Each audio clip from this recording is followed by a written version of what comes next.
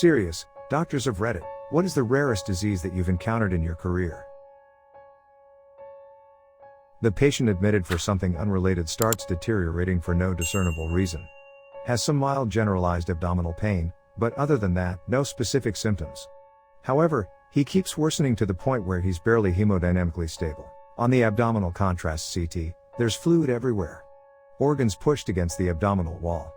Just one enormous gray puddle from the top of his pelvis to his diaphragm. And then, at some point, there's a scribble of white pretty much smack dab in the middle of it all, in this context, signifying active bleeding. It was shaped like the world's smallest firework pop, and it was nowhere close to any major vessel.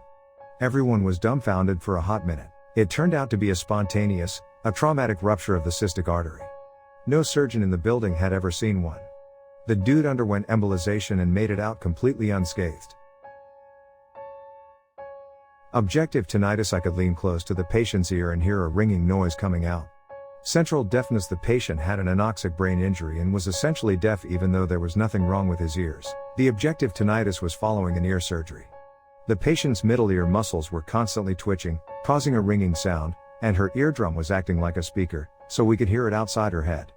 This does not happen often, and I will probably never see it again. I don't know what ended up happening with her, but I think the ENT did some revision to try to fix it. This is very different from subjective tinnitus, the normal kind where the ringing is only heard in your head. That is caused by a lot of different things, but we generally don't know why it happens and don't have a lot of great ways to fix it. The central deafness happens when oxygen deprivation damages the auditory areas of the patient's brain. He could not hear anything, could not understand speech, relied on writing and lip reading to communicate. Interestingly, he also had some noticeable trouble with his speech. He had what we call deaf speech. That is the particular type of articulation errors we see in patients who are deaf. Even though he was an adult when this happened. He also had a lot of memory problems. After several years of rehab and treatment, he regained a fair amount of hearing ability. Fetus in fetus. 10-year-old boy pregnant with his parasitic twin. Case, 10-year-old boy came in with enlarging abdominal mass and intermittent generalized weakness. Imaging revealed a parasitic fetus, which was also growing in size. History revealed mass noted 2 years ago, which enlarged the last 3 to 4 months rapidly. Within days of admission, the boy's organs began to fail for no apparent reason. He was healthy and eating well when he was admitted. The family wanted surgical intervention to separate the parasitic twin against surgeons' advice. The parasitic twin was basically starving or poisoning the boy to death. Surgeons opened the boy up and found that the boy and parasitic twin share a stomach, liver, heart, blood vessels, mesodermal organs, basically too complex to operate. The boy passed away after. This happened to a poor family in an underfunded government hospital in a corruption-infested country. The parasitic twin was donated to the hospital. It had teeth with hairy limbs with the longest curved baby nails. I can't describe it further. It is on display at the surgeon's hall. This happened years ago, before the age of smartphones. The hospital team tried to have the tissue studied for academic purposes. There was a case report about it presented in a local medical congress, but as this happened in a third world country with limited resources, nothing came of it. I live and work in a different country now. I diagnosed a patient with cancer of the parotid gland. It has an incidence of less than 1%. It went something like this. He came to me because he was having right jaw pain. I assessed him, and nothing was really out of the ordinary. I thought he was having some TMJ because he had been dealing with some stress, and he did have pain in the TM joint. A week later, he came back with a Bell's palsy, which is a temporary paralysis of one side of the face. This can be caused by inflammation or a viral infection. So, I asked the appropriate questions, and he had some upper respiratory symptoms the week before. But something was off. So, I palpated his jaw again and moved more medially towards his cheek. And he said it was painful midway on his cheek, where his parotid gland was. There was something there. Not a discernible mass, but something was off. That's when I ordered a CT scan. And it was confirmed. I got him to a head or neck specialist along with getting him to a cancer specialist. He's currently 2 years out, and although he's missing some of his face due to surgery, he's doing surprisingly well. And his spirits are great. Once, we had a patient, a young girl, who was so sick that it broke our data analysis pipeline. When the code ingested a genome sequencing sample, it attempted to detect the chromosomal sex of the patient. It used 2 metrics. The sample was considered female if it 1. Lacked Y chromosome, and 2. Was heterozygous on the X chromosome, implying there were 2 copies of it. Otherwise, the sample was considered male. This one sample registered as female on metric 1, no Y chromosome, but male on metric 2, very little heterozygosity on the X chromosome, which was not anticipated and resulted in our pipeline crashing.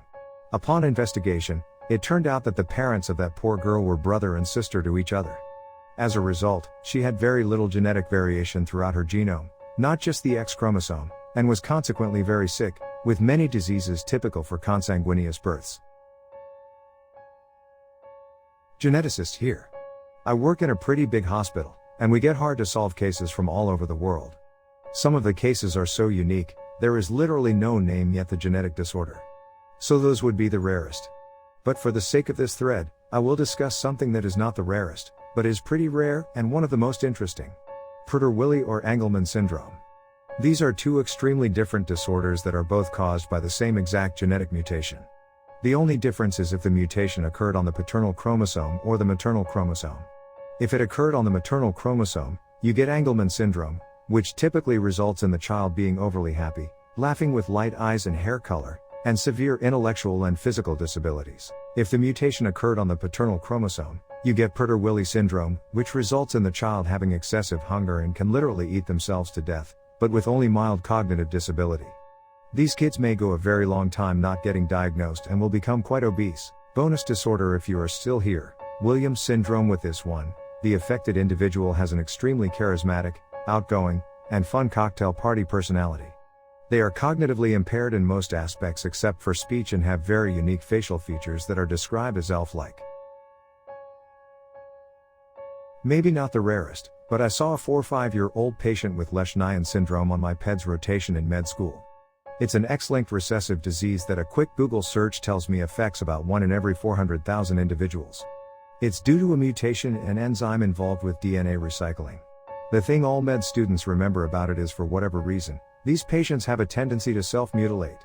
My specific patient had to have a procedure to remove all his teeth because he would terribly bite his arms unless he was physically restrained. I believe he had an older brother that went through the same ordeal.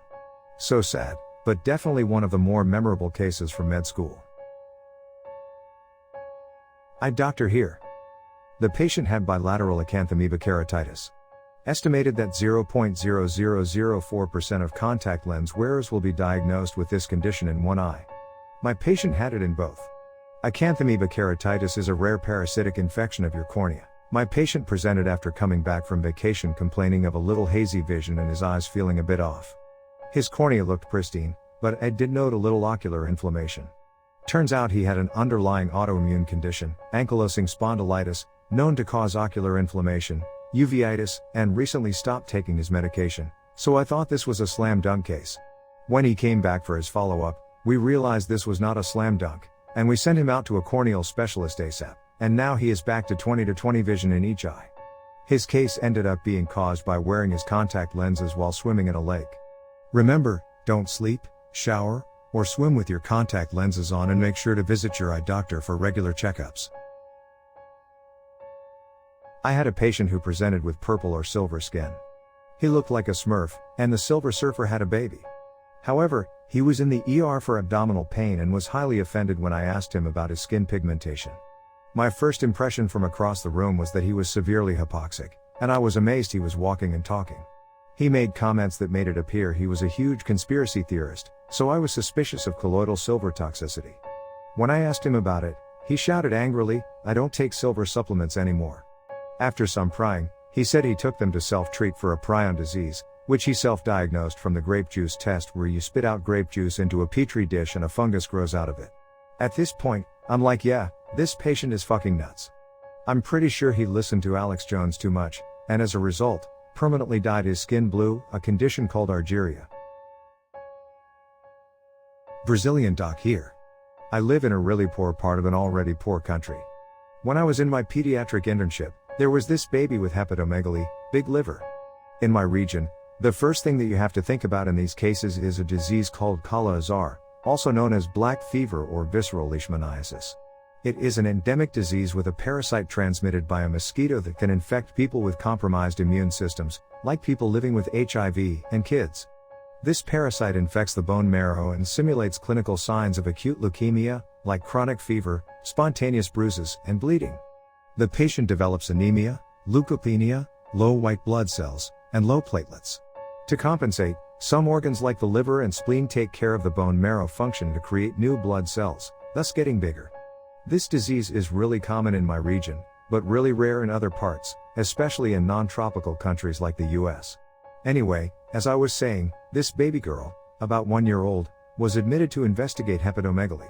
But the catch was that she kept having those episodes of hypoactivity and sleepiness, and sometimes even fainting that would then get better after she was being breastfed. We then checked and saw that she was having lots of hypoglycemia episodes. Her lab was normal, and she had no other clinical signs that would remind her of Kala-Azar, besides hepatomegaly. The patient had HERS disease, a genetic disorder that makes you produce less glycogen due to an enzyme defect. I never heard of it before meeting this patient, and I think I'll never meet another one.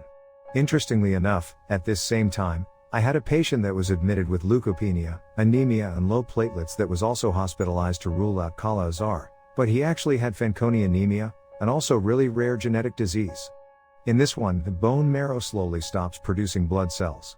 Besides this, the patient also has kidney, facial, bones malformation and overall physical underdevelopment. My internship ended before I could have a better follow-up, but the little girl was managed as an outpatient, with a hypercaloric diet. I haven't seen her, but once you have the diagnosis, you can control it with dietary intervention and clinical follow-up. The little boy was enlisted in the National Bone Marrow Transplant System. Don't know what turned out of them today, but I also hope they're okay. Neurologist. Here we see a lot of weird stuff. Autoimmune encephalitis, brain on fire, late-onset familial neuromuscular diseases, rare presentations of cancer, or paraneoplastic disorders. But one rare one sticks out for me. We had a patient who had come in with confusion and aphasia, trouble speaking and understanding. We got more of a workup and saw small strokes all over, but in peculiar distributions, and not ones that would explain his findings. Along with it, we saw microbleeds all over superficial parts of his brain. Turns out he has what's called cerebral amyloid angiopathy-related inflammation. It's an extremely rare inflammatory subtype of a stroke disorder that we still aren't totally sure what it is. It has similar amyloid deposition you see in Alzheimer's, deposited around vessels, which makes them weak and prone to stroke and bleeding. It causes rapidly progressive dementia. I presented the case to our department, a large academic center, and most had never heard or seen it in their career. A couple of the stroke doctors were the only ones who knew about it, and they'd never seen it. Really interesting case. Rarity varies a lot by discipline. I'm in general surgery, so I see things like Fournier's and necrotizing fasciitis pretty regularly, but have never treated an ear infection in my whole career. That said, the strangest presentation for me so far was a gentleman who had had an anti-reflux procedure on his stomach and esophagus, Nissen fundoplication with a hiatal hernia repair, then had a recurrence and got a redo which required a procedure to lengthen part of his stomach, polys gastroplasty. After that procedure, you have a staple line in your stomach. His hiatal hernia recurred again, bringing his stomach back into his chest, and he formed a connection between his stomach and the sac surrounding his heart. He presented to the emergency department dying because the gas and stomach contents could get into his pericardium, but not out, and his heart couldn't expand adequately to pump. Mad props to the ed doc who figured it out and saved his life before shipping him to me.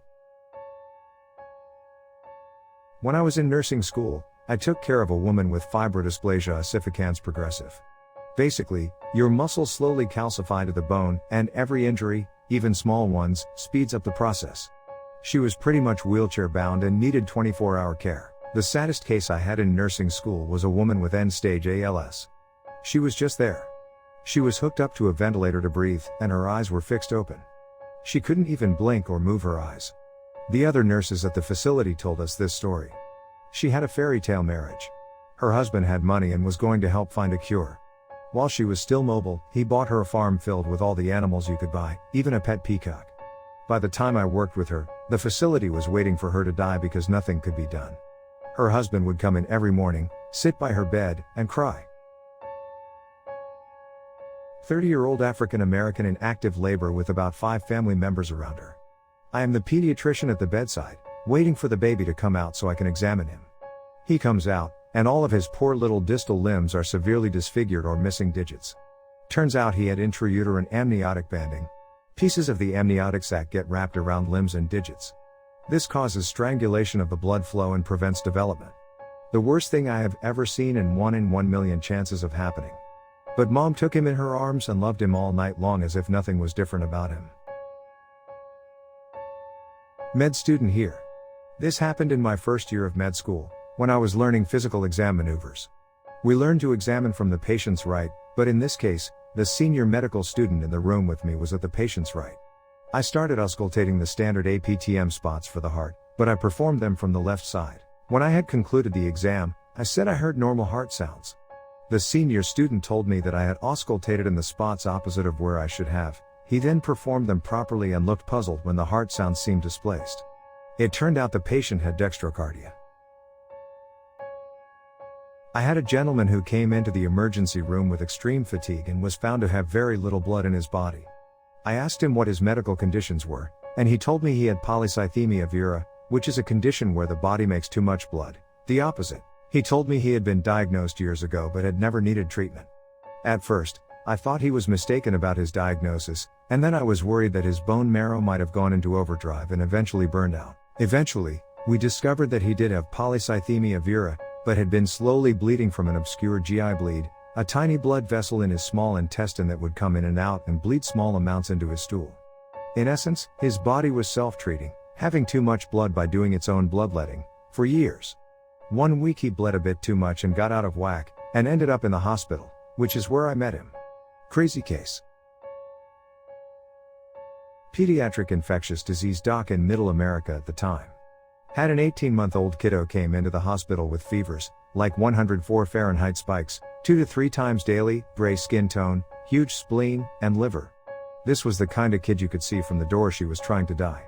Sweaty, lethargic. Labs showed she was severely pancytopenic, meaning her white cells, red cells, and platelets were much lower than they should be, with high inflammatory markers.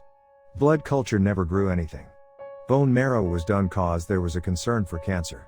It did not show any cancerous cells and actually showed all cell lines were dividing appropriately. Talking with the family for history. They're Azerbaijani. The baby was born in the US, but the family went back to Azerbaijan for 4mo when she was 4mo old. She's only had her 2mo vaccines. Looking at her growth chart after her return to the US, she's had very poor weight gain. Went from 97th percentile to less than 3rd percentile now. Mom says she's a picky eater, takes pretty much milk as the main food source, not adequate nutrition for a toddler. A couple of days into their care, while I'm chatting with the family, trying to figure out what we're missing, they get a call from GMA back in Azerbaijan. She's an old, uneducated lady who lives on a farm with her husband. She's worried about the baby. She tells the family, "Tell the doctor she sounds like a sickness we see here called leishmaniasis." Finish up with the family. Called back the pathologist.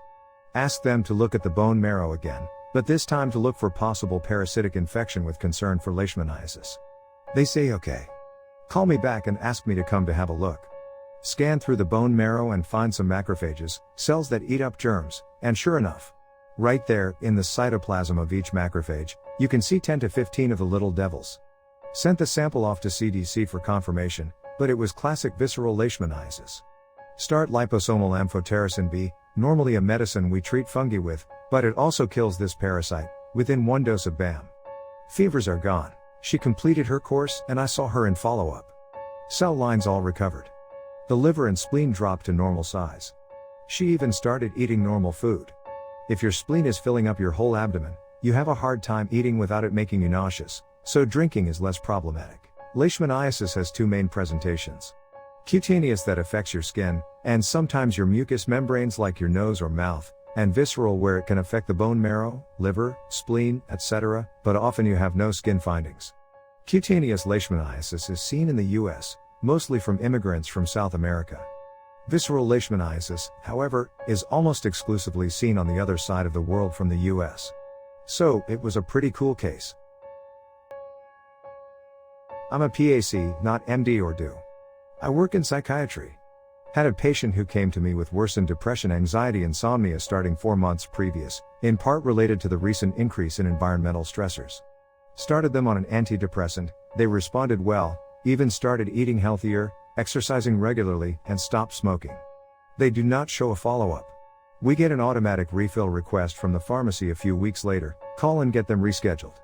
My patient makes it to that appointment, sits down and says, I have to be honest, I don't remember you or why I was coming here. I can't remember the last 6 months. They ended up in the ER acutely ill, with fever, confusion, pain. Later, they were diagnosed with a septic meningitis, which had injured the brain, resulting in an amnesiac episode. This patient had seen several specialists, including neurology, infectious disease, immunology, and most had come to the conclusion the antidepressant had been the trigger for meningitis. At the time, there were 2 documented cases of a similar nature. The patient ended up becoming a case study. Upside, they were no longer depressed or anxious. Downside, they were back to smoking and having a less healthy lifestyle. New MD here. In med school, I saw a male patient who came in with a new lump in his right breast. We get a mammogram on him. It turns out the right breast lump is totally benign fat necrosis from a prior minor trauma, but on the left breast, which was scanned for comparison purposes, there were some really suspicious looking calcifications and architectural changes. Biopsy on that left breast revealed breast cancer, very early stage. Unbelievable lucky catch. The only other crazy thing I saw personally was granulomatosis with polyangiitis, formerly known as Wegener's granulomatosis, in a 4-year-old. The girl comes in with non-specific malaise, a slight persistent cough, and a funny-looking little saddle nose. Labs are drawn, and creatinine is through the roof. After a long workup, the Cianca came back positive, and a kidney biopsy confirmed the diagnosis. My best or strangest diagnosis was when I was a 4th-year medical student back in 2006. I was doing a rotation in general surgery. The surgeon was very serious and a Harvard graduate. One morning he tells me to go examine a patient and tell him what he has. I assumed the surgeon already knew the diagnosis. I did the full 300-point med student physical exam and spent hours with this 25-year-old kid. This kid had been in the hospital multiple times with life-threatening gastrointestinal bleeding and severe anemia. There were many strange things about him. He had nystagmus in his eyes, and the color of his eyes was off. He described himself as an albino, and his skin looked abnormally light though he had dark pigmented spots on his skin. I got online with all of his symptoms and exam findings and basically typed them into Google. I found a page that almost described what he had but was off. It had a differential diagnosis section of other things to consider. I went down this list, probably 7 conditions, and one of them was completely spot on. It is called Hermansky-Pudlak syndrome. Incidence 1 in 500k to 1 in 1 million people. I had never even learned about it in medical school. The next morning, I brought the surgeon some literature. There are some tests to confirm, and it was eventually confirmed by the Mayo Clinic. Even the experienced hematologist missed it. I was the only one to get a completely outstanding evaluation for my surgery rotation.